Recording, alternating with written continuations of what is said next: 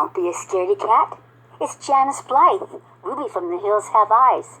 And you're listening to Tommy Throwback Kovac on Splat from the Past. So just tune in and have a spectacular Halloween. Hey dudes, welcome to Splat from the Past, the only 80s themed horror and sci-fi show where things could get totally radical. Now today, I will be welcoming back my good friend Dee Wallace. Oh my god, she just did the short film that she's going to be promoting. It's called Stay Home. It's on YouTube. It's fucking hilarious. Her daughter Gabrielle, who's been on the show, also directed it. And it stars her, Barbara Crampton, Scout Compton, Danielle Harris, and the immortal Kane Hodder. And it's fucking hilarious. They all poke fun at their images, and they're all running from a killer. Who is Michael Myers of all people, or it's hinted he's Michael Myers for that matter. And I'm going to have her on today to talk about that. And it's always great to have Dee on. She is one of the most amazing people I know. And we're going to talk about her radio show, The Conscience Creation, which I just can't promote enough. It's a great show if you listen to it on Sundays. You can listen to it on the radio or on YouTube. It is wonderful. So, here is my new interview with Dee Wallace.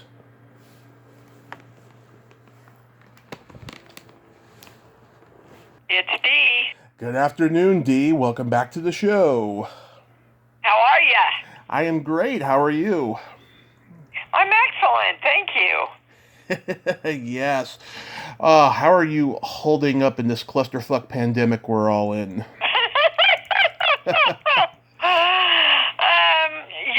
Pretty darn well, actually. I just get up every day and go, okay, well, here are the parameters, here are the limitations, what can I create? Yes. If I'm creating, I'm okay. If I give the world and the universe and politics and everything else more power over my own creation, then I go into the toilet. I guess I knew that's what you were going to say, because that is your MO. It's always about creating, I mean, I could imagine this can be a troubling time for you, because you're one of the most prolific actors of all time, but you can find ways of creating in this time because we have the technology now. Well, and I did. I had an idea to do a short little horror film just for our fans. And I was talking to my daughter, and she said, well, let me see what I can come up with. And she and her friend sat down and wrote this film called Stay Home. Four of my buddy horror icons, Barbara Crampton, Scout Taylor Compton, Kane Hodder, and Danielle Harris came together and did it with me. Gabrielle and Chris Heck wrote it and co-directed it, and Bloody Disgusting. It's just doing huge. And they're going to roll it out on their Roku that they're connected with. And it's just really exciting. We just did it because we wanted to do something for the fans, Yeah, I watched... That's what I mean. You got to create, and then the universe goes, oh, that's cool. What can we do with it? Yeah, because I watched it when Lauren sent me the link, and I thought it was fucking hilarious. Oh, good. Did you get all the little Easter eggs that are in there? I may have missed the Easter eggs because I watched... Wait, are you talking about after the movie or during it? During it, there's a lot of things we pay homage to from our careers and our personal lives in there. Oh, okay, I got... Yeah, I mean, I saw, there was the... I noticed there was Michael Myers, of course. Uh-huh. And me with the baseball bat, and... Yeah. I'm not going to give a lot of it away because we think we might have a little contest brewing here. Yeah, let's not do that, but... I did that. I'm decided to write my next book, so I'm halfway through that. I have this whole other life as a self-help coach and a healer. Right. So I've been very busy helping people get through this time and stay balanced. And yeah. So I've been busy. I've got 3 films that are going to hit as soon as everything opens up. They're all done. They're just waiting to figure out where they're going to land after all of this. And, I was just talking to my agent about a couple of offers that have come in. I have to decide if I feel safe traveling to do them. Mm-hmm. So, there are things that are starting to open up. But you got to ask yourself, what can I do instead of, oh my God, I can't do anything. Look at this. I can't go anywhere. You're never going to, your brain's never going to come up with ideas for you. Yeah. I mean, I had projects that were canceled again this year, but I've just been podcasting like crazy. I've gotten to interview icons. I had this summer. I had Burt Ward, who played Robin on Batman. I had Ed Asner. Yeah. I had Eric Roberts. I mean, it was an amazing summer I had. Well, that's great, baby. You deserve it. Oh, thank you. Yeah, I've been having a great time. And, every year I have like a month-long thing for October where I have horror people on and stuff. This has been the most difficult October because of the election coming up and everyone's just panicky and fearful and what have you. But with the people I am getting, I'm very blessed, I feel. Why is that we're panicky and fearful? Why? What good is that doing? I don't know, but yeah. It doesn't do any good. It only creates what you don't want. So know what you want and love what you want and put your action and your power of creation behind it. But, being worried and being scared and being angry and all this shit that is going on in the world, it's not working. It's not ever going to work. And we got to get back to what does work. I just did this huge summit on health and wellness. Yeah. And I studied for 2 months. I studied all the scientific evidence around creation and what the big scientists had found. Mm-hmm. You know that they literally have proven that 93% of every malady that we thought was genetic mm-hmm. is actually from our story that we tell about ourselves and keep telling and our reaction to it that we take into the world. Mm-hmm. And as Bruce Lipton, who's one of the top scientists in this area in epigenetics, he said, look, I can sum it up in 2 lines. If you live in love, your body will be healthy. If you live in hate and anger, your body will get into disease. Yes, I believe. Now, I don't know how much plainer people need to hear it, but we say love and they go, oh yeah, that's an amby-bamby shit, and that's feel good stuff. Yeah. Exactly. It's feel good stuff, and that's what the universe responds to. Anyway, I'm on my soapbox, I know. Yeah, that's okay. I mean, I believe that everybody thinks that the president controls our collective fate, our livelihood and what have you. We all we have to do is respond to the obstacles he throws at us, but we can create our own worlds, our own life, and not deal with the bullshit of politics. I feel. Absolutely, and I have a lot of people in the Midwest, because I'm from Kansas, mm-hmm. emailing me going, Dee, give us some guidance. We're so confused. And I said, let me make it real easy for you. If something or someone does not represent and resonate with love, don't vote for it. Exactly. I don't care what side of the aisle you are on. Doesn't matter. Exactly. Back in the 60s, my grandmother, who's a Democrat till the day she died, voted for Barry Goldwater because she felt that he was the only Republican that made sense. And so, yeah, I exactly agree with you, Dee. Yeah, and the only people that can do it are us guys, and it's just a choice. It's as simple as that. But Mm-hmm. I'm not going to be angry today. Yeah. I'm going to feel love today. I'm Yes. going to choose to respect my fellow man today. Absolutely. This is just, dear God, I have clients that aren't even talking to the rest of their families because they're voting on different sides. This is just, really, is an election worth the cost of the unity of your family? Nope. It's crazy. It's crazy. It's not going to work. We're exhausted by all of it. We're exhausted. Wouldn't you agree?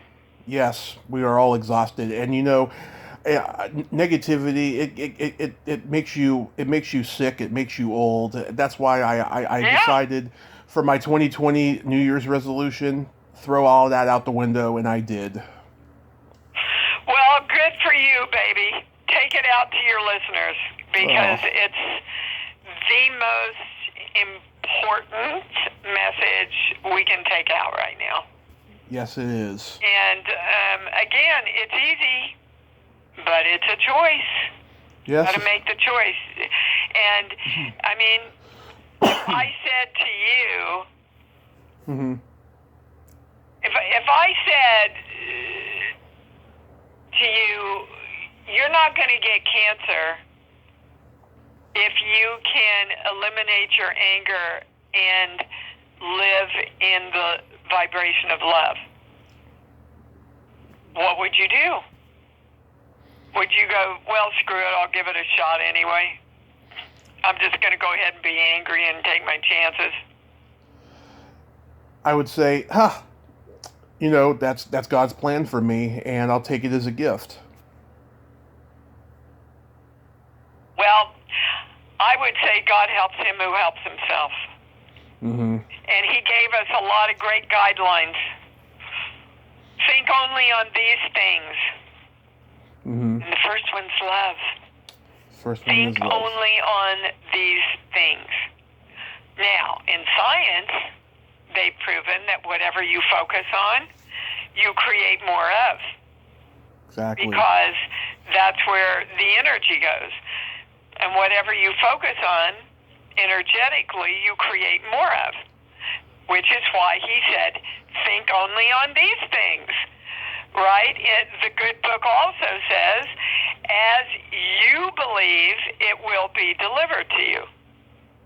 So if we want our lives to change, then we have to start choosing the beliefs and the thoughts and the feelings that are going to create the lives we want. Mm-hmm. Absolutely. Not the beliefs, the false beliefs that our parents and our grandparents and our great-grandparents, that's what they mean by sins of the fathers. It just keeps getting passed down. Yep. It's genetic. It's crazy. It is. It's very crazy. Anyway, on some lighter notes. Yes. if I may get back to stay home, because oh my God, I personally can't stand anything virtual, but this was a very well constructed short film idea, and I just love how you all poke fun at yourselves and you exude a lot of swearing, especially from Kane. Oh, I was laughing out loud. Yeah. I put it out to them, and every single one of them said, we're in D. This is a great idea. And then they loved the idea. It really is a takeoff on, if you really want to stay safe and stay healthy, stay home. So everybody does, and they ain't so much. Yeah. But I don't know. We just all did it in the privacy of our own homes. And, I mean, Chris Heck, I've got to say, was just amazing in the special effects he was able to do on a very limited budget. And teaching us how to use, part of it is cell phone and part of it is a GoPro camera. Yeah. And it just, it worked. It just worked. Yeah, how long did it take for you guys to do all that? We shot it in about a 2-week span. Mm-hmm. Editing it and putting it in the special effects took a little longer. So I guess about 4 weeks. 4 weeks. But like you said, you know, it's during COVID. What the hell else are you going to do? So we've just been coming together to create whatever we can, and I sent it to Joe Dante and Louis Teague and Rob Zombie. I say, guys, look at this. Let me know what you think. If you think it's good enough to give me a quote, that would be great. Now, I've got to tell you that none of these guys quote if it was a piece of shit and they didn't want to put their name behind it. Yeah. And they all loved it and gave us some great quotes, and so my hat and appreciation off to them. Really appreciative of that. Yeah, you selected 3 horror filmmakers you've worked with that you trust to get their professional opinion. Well, yeah. I mean, I have great respect for those 3 people that have directed me. You know, and I sent it to them before we locked it in case they had any really, you know, outstanding arguments for changing something, but they didn't. Yeah. Yeah, I love how Barbara only said shit. I don't think you could pay her $1 million to say fuck, because back in the 80s, yeah, you know, she was naked in every movie she did, but she never swore, and she doesn't swear in real life. Well, I would be the opposite.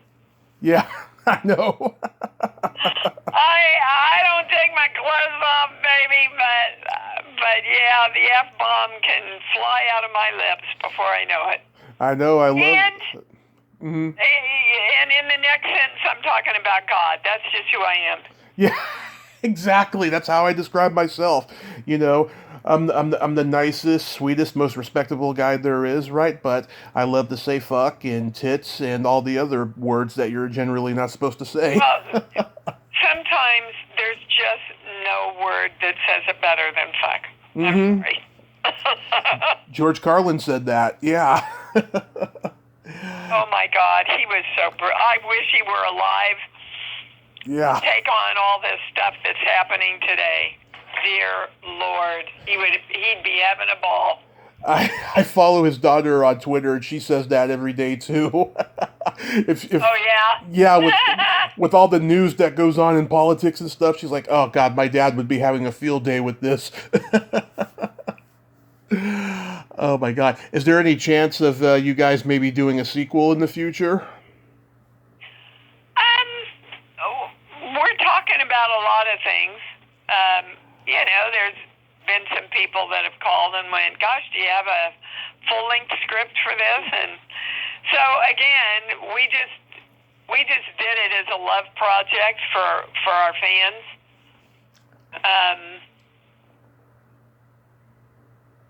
And we're up to whatever else comes in.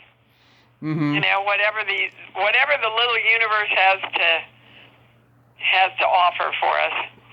Yeah, I mean, if there was a sequel, I mean, you guys could probably get Bill Moseley, Michael Berryman, Felissa, Linnea, all of them. That would be. Oh, sure. You know, all of my pals on the junket, the convention junket, and that we do a lot of films together, and there's a lot of people that would come on board. Since all of us died in the original one. Yeah. Except for Scout. Yeah. Yeah. I interviewed Gabby a few weeks after you and I talked last. And, oh my God, Dee, she's a chip off the old block. You did a great job with her. Thank you. I am very proud of my girl. Yes. Yeah. Very creative. Yeah. Real go-getter, but a good person. Mm-hmm. She's a great person. Which is more important to me than how successful she is. Yes, I could just see her being successful for a very long time, even after COVID is done, And her book, yeah. Is just doing great guns and helping a lot of people and entertaining a lot of people, and she's a go-getter. She's just a little creator like her mommy. Mm-hmm. Yeah, absolutely. Yeah, she loved playing my secret silly game, and she loved the jokes I told her. I mean, we just got along very well. And I don't. Oh, good. And I don't get along with too many people either in my age group or a little younger than I am. But yeah, I get along with all the older ones, because I remind them of them, because I love all the old movies and the old music and all that stuff. So I get along with them better generally. But I got along great with her. Oh, good. I'm glad. Well, she was brought up on 60s music, so. We didn't talk about music, but next time I do, I'll bring it up because I know all of it. I'm interviewing rock legends from the 60s. I got Tommy James coming up pretty soon, and Question Mark. Cool. And Question Mark from Question Mark and the Mysterians. Yeah, I'm excited for those. But how's everything with the conscious creation? Well, everything is amazing. I mean, there are so many people that need help staying balanced and focused and understanding what's going on. And so my healing practice has been really busy. Mm-hmm. Really, really busy. I just finished that big health and wellness summit, which really opened a lot of people's eyes. The biggest challenge I find is that most people just don't know they have the control. Mm-hmm. Or they don't want the control, because then that means they have to take responsibility for either how happy they are or how miserable they are. I mean, they've proven that every thought and every belief and every feeling we have has an electrical frequency that shoots out from it. And when that shoots out, the universe picks it up and responds to it, and sends it back to us as the reality of our life. So if we keep thinking the same thoughts and holding on to the same beliefs and going into the same negative feelings, we're going to keep creating the same patterns in our life, because the energy doesn't question, it doesn't judge, it just responds. So we've got all the control. Mm-hmm. God helps him who helps himself. Well, that's what that means. We were given choice to choose how we want to focus our energy and what we want to create out of our energy. And then God in the universe can come in and play with us. Mm-hmm. Yeah, I mean, it took me a lot of years to realize that I was in control of my destiny. I think, in general, the whole culture has that issue of thinking that they're not in control of their destiny because they have to go out there and work hard and hope that everything wins in their favor, and I think more people need to know that everybody is in control of their destiny. I mean, yes, it is hard work to do what you want to do, but you have to leave it in God's hands to what the future holds for you. Well, I think we're saying the same thing. Yeah. Because if you know what you want and you hold yourself in the state of love, that is what God is. Mm-hmm. That's the first thing we're taught in Bible school. God is love. Love is God. They're interchangeable, right? Right.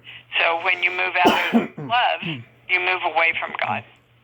Mm-hmm. Exactly. And who do we love the least usually? Ourselves. Ourselves. We judge ourselves. We come down on ourselves. We don't think we're worthy. We question ourselves. We doubt ourselves. God certainly didn't say, don't love yourself. Man said that. Yeah. God said, these miracles and more will you do. Well, you can't do miracles if you think you're a big piece of crap. Exactly. It's an oxymoron. Yeah. Yes, it is an oxymoron. Yeah. I was listening to an episode you did about a month ago, and you said that you woke up one day and you actually thought about not doing the show anymore or something. Oh, yeah. Well, how that happened was we, for 2 weeks, had so much trouble getting on Blog Talk. Mm-hmm. We couldn't get it to work. The show was ready to start. We couldn't get it up. We couldn't get the sound to work. And I know that the universe talks to you all the time. And when things keep repeating themselves, often that's a sign.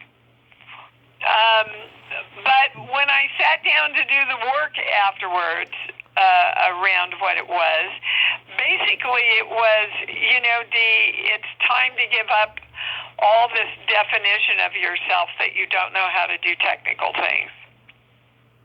Mm-hmm. So, technical things are a part of the communication of energy in this world. Mm-hmm. So embrace it and know you're one with it. And do you know we have not had a problem since then? I can imagine. Yeah, I mean, I listen to it every Sunday, and I look forward to it. I love how you allow your callers not only to ask at least one or two questions, but you also engage in chit chat with them, and it's a fine balance, I think. Well, thank you. And I try and use their questions as a spring off to teach, the little nuggets of conscious creation that everybody needs to know so that everybody connects whatever the questions are. And you hear that on the show all the time. Well, I think my question's already been answered. Because when people come together with the intention of knowing the truth and expanding and all that, then we share common ground with each other. Mm-hmm. Yeah, and sometimes does it drive your producer crazy if you go over on time? No,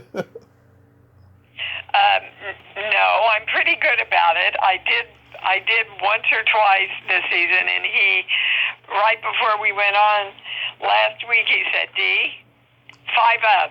You got to be off at 5.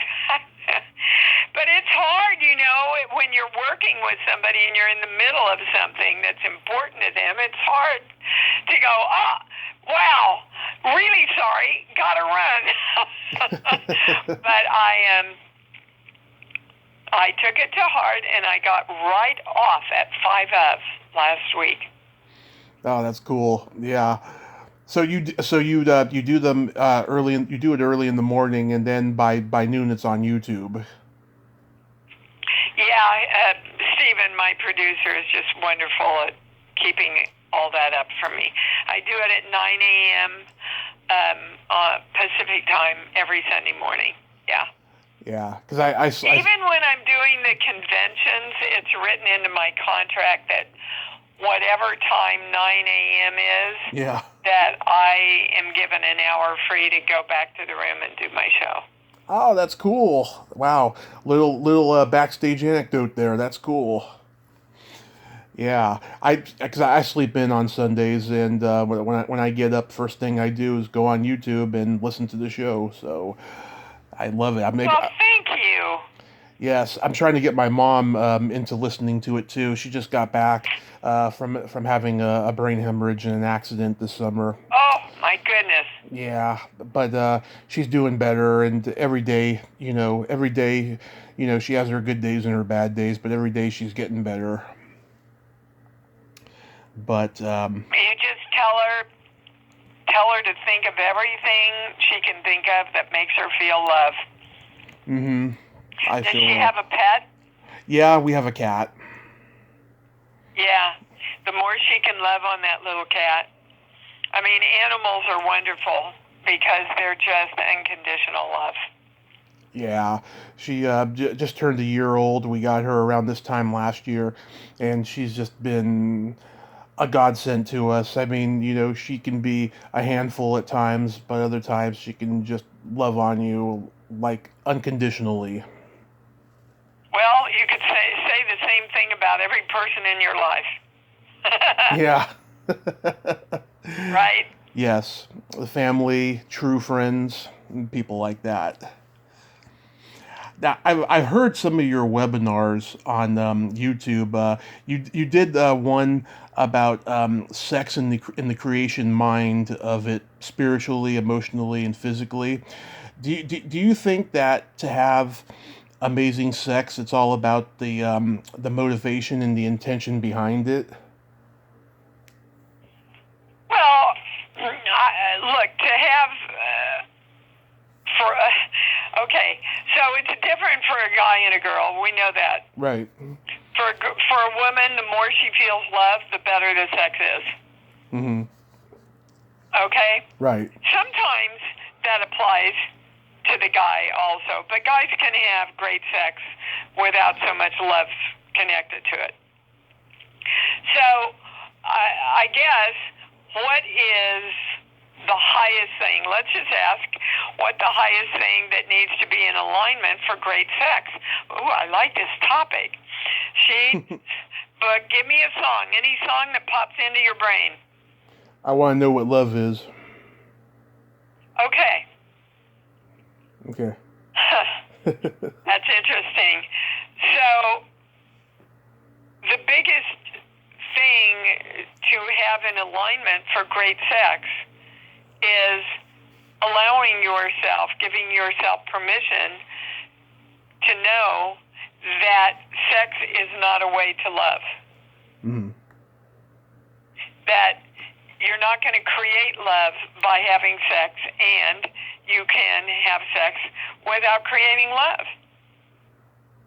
Now, the greatest experience in sex is when the two things come together. Wouldn't you say? Yeah. Do you think that people confuse love and sex because of the term making love? I think they confuse it because we've been taught it's separate. Separate? It's fine to be in love. Even puppy love, that's fine. That's sweet. That's cute. But don't you dare have sex till you're older. Yeah. So you see, love is pure and sex is dirty. That goes back almost to the beginning of time. Let's look at Adam and Eve. Yeah. Dear God, poor Eve. All she did was pick a frickin' apple, and look what she's had to pay for it ever since, right? I mean, come on. It's a natural part of how the world is set up. We have to have sex to propagate, right? Mm-hmm. To keep going. to increase our numbers. And now that there's so many numbers, we don't want to give up the sex or the reason for having sex for pleasure. Right? Right. But we can't. We need to stop separating the two and allow them to both equally live together. Absolutely. Growing up in Kansas, I'm sure sex was a very sensitive topic in the time you grew up there. Oh, honey, I was a virgin when I got married. Yeah. I was a good girl from Kansas. Wow. A good Methodist girl. I did exactly. I was supposed to save myself, and this is the real clincher. Boy, I'm sharing some really personal shit here. It's okay. So I saved myself, and the very wonderful man that I married was not able to perform. Yeah. So then what do you do? After 2 years, and I went to my mom and I went, what do I do? Well, he's got to get help. Well, he didn't want to get help. And my mom, God love her, you have to understand what a set of balls my mom had to do this in the 60s in Kansas. Yeah. In a religious household. She said, then we have to go to court and have the marriage annulled because you can't spend your life like that, Deanna. Yeah. And this man was a wonderful man, ended up having kids before I did. Huh. But, you know, that's what I mean. If I hadn't been raised with the stigma of, oh, you can't do that, it's dirty, and nice little girls don't do that, well, I wouldn't have ended up in that situation, would I? Yeah. And of course, that was during an era when no one admitted to performing oral sex. Oh, yeah, well, you know, that wasn't even included as sex. That it wasn't even considered as sex. Huh, that's interesting. Wow. Did they have any kind of sex education in school in those days? Well, sort of, kind of, but nothing too implicit, because that would have been wrong, you know? Mm-hmm. So, and a lot of times we're still in the, you know, there's eons and eons and eons, like everything in our lives, of negative and limited teachings around money, around love, around success. I mean, when I started in ET,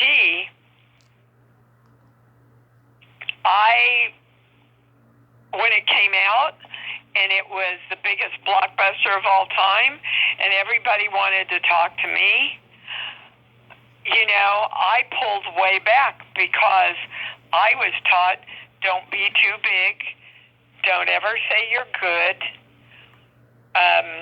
let other people say you're good, and then you say, oh, no, I'm not. Yeah. You know? Mm-hmm. So, I had to really rectify that it was okay for me to be that big in my life. Yeah, I did the same thing. You know, when I first started this podcast, you know, I was saying that I was good a lot just because I thought it would get me guests and stuff, right? And it was very difficult for me for a while and stuff. And then the moment I stopped doing that, I started getting guests all the time, and I still do. Yeah, that's a perfect example. Mm-hmm. But you see, you had to decide how you wanted to create yourself. Eliminated the ego. Right? Yes. Eliminated the ego. You know, if anybody's stuck out there, what beliefs of your parents or your grandparents or your religion or society did you take on that is limiting you and not helping you create the greatness of you that you know you want to create? It's just a belief. It's just a thought, guys. Choose one that supports what you want, not limits what you want. Those are just beautifully said words, Dee. I couldn't have put those better than myself. Well, it's pretty simple. We think it's a fait accompli. And really it's just, oh, yeah, well, that thought ain't going to ever give me the money I want. You know, that God only gives me money if I'm worth it, and it's all up.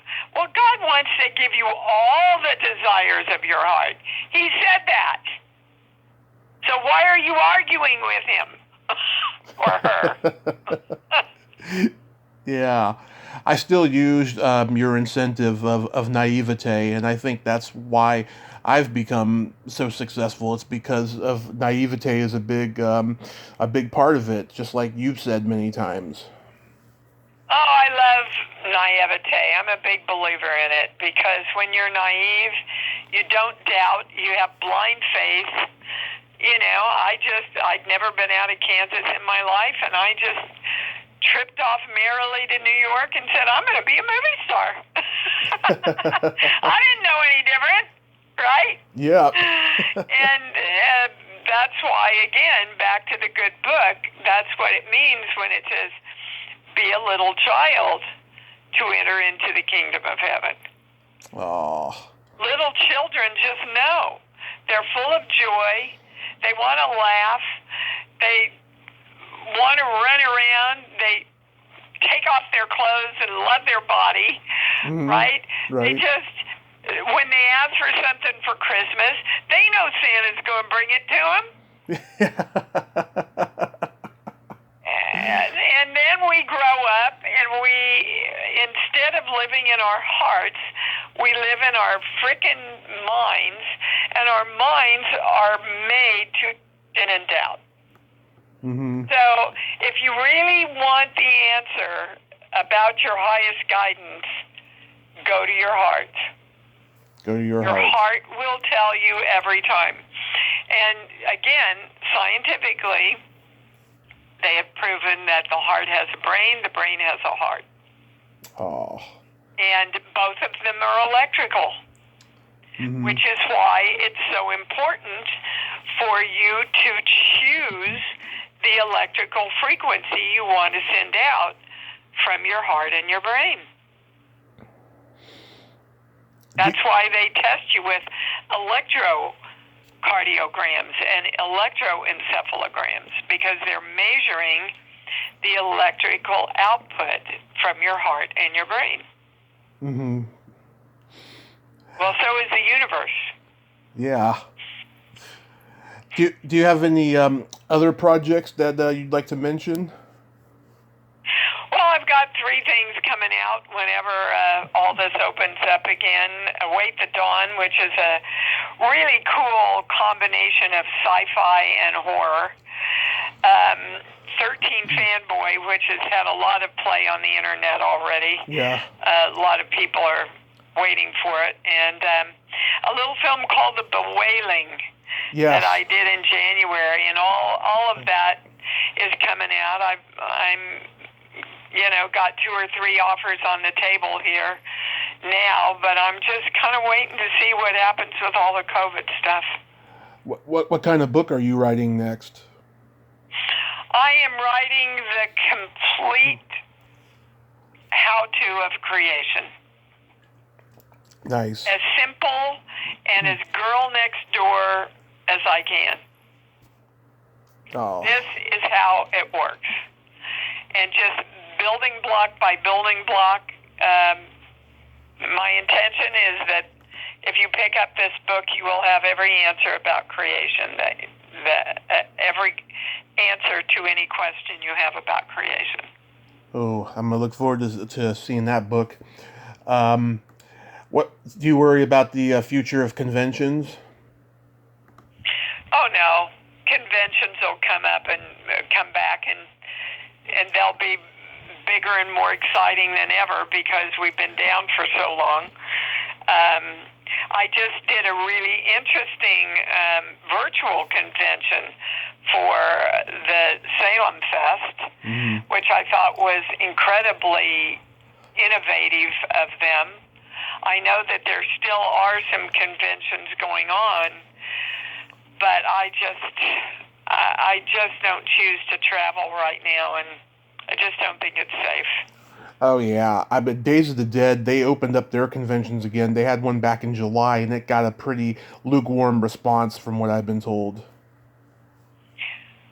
I know is it this weekend they have one in Vegas? Yes, I think it's, maybe it's Halloween. Maybe it's Halloween weekend. I think it's this weekend. Yeah, it's. And I was supposed to do that, and I said to Bill, because, I think he puts on really good shows. It just killed me not to be there, but I just don't think it's safe. Yeah, I don't think it's safe. For me. Yeah. For me. Yeah, I don't think it's and safe. Everybody's got to make the decision for themselves. Everybody. Yeah. I just hope they come back next year. I hope there'll be a 40th anniversary screening of the Howling next year. That'd be great. Yeah. I'll get on that for you. Yeah, that would be great if there was a 40th for the Howling. That's one of my go-to. Well, I'm sure we can get together, a lot of people for that reunion. Yeah, I mean that's one of my go-to horror movies every Halloween. It really does hold up, doesn't it? It does. It really does. It's just, it's very witty, well written. I actually interviewed one of the screenwriters last year, Terry Winkless. Interviewed him and stuff. A lot of his script that he wrote got changed by John Sayles, but he loved the way the movie turned out. He has no grudge against it. He's very proud of it that he got to at least be a part of the movie.